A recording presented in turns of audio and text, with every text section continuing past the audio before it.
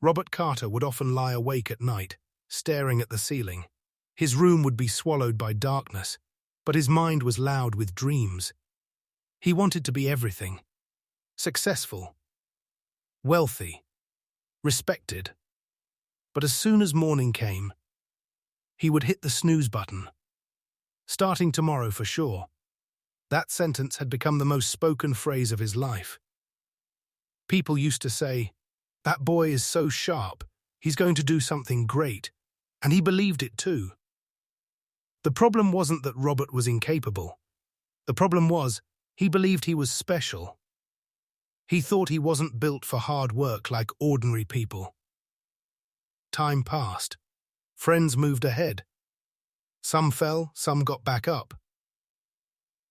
And Robert? He was still thinking, "I'm better than all of them, I just haven't started yet." One night, standing in front of the mirror, for the first time, he spoke the truth. "I'm not lazy. I'm a coward." The next morning, Robert did not hit snooze. He opened a notebook and wrote, "This is the first day of my new life." The first week he was busy. Videos, plans, notes. He wasn't doing the work. He was consuming the feeling of work. On the 7th day, he started the real work. 15 minutes later, his mind began screaming, "This is beyond me." He got up, heartbroken. At that very moment, his phone rang. On the other end was a voice. "Mr. Samuel Hale." He asked, "Are you still thinking, or do you intend to fight?" Robert said, "I start, but then I stop." Mr. Hale replied, "Because you want to win, not to learn." Then came the question, "If I told you there will be 6 months of failure first, would you still do the work?" Robert fell silent. That same day he decided, "I will work not for success, but to learn." The first day was one of quiet agony. The second day was of self-hatred. He picked up his phone. He could quit everything.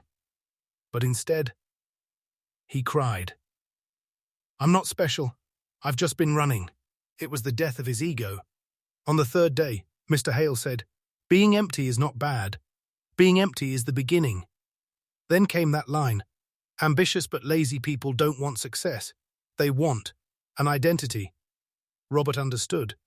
He stopped saying, "I want to become something," and started saying, "I will do the work today." Weeks turned into months. No major result, no praise. People would laugh. "He's still at it?" The old Robert would argue. The new one stayed silent. While working, he no longer thought about himself. One day, envy came, seeing someone else's success. He stopped himself. "My job isn't to be better. My job is to do the work." Mr. Hale's final sentence was, "The one who stops trying to prove himself is the one who ends up being proven." And it was an ordinary day. Robert sat down, did the work, and suddenly, he realized he wasn't even thinking about himself. That was the real victory. A few days later, a small opportunity came. The old Robert would have said, "This is beneath me."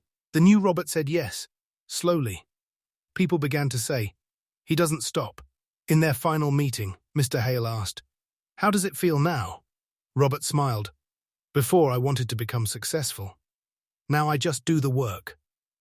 "Every day," Mr. Hale said, "success is not what you get. Success is what you keep doing, even without it." If someone asked, "Who are you?" Robert would answer, "I am the one who doesn't go to sleep, leaving today's work undone." Being ambitious but lazy is not a weakness. It is a phase.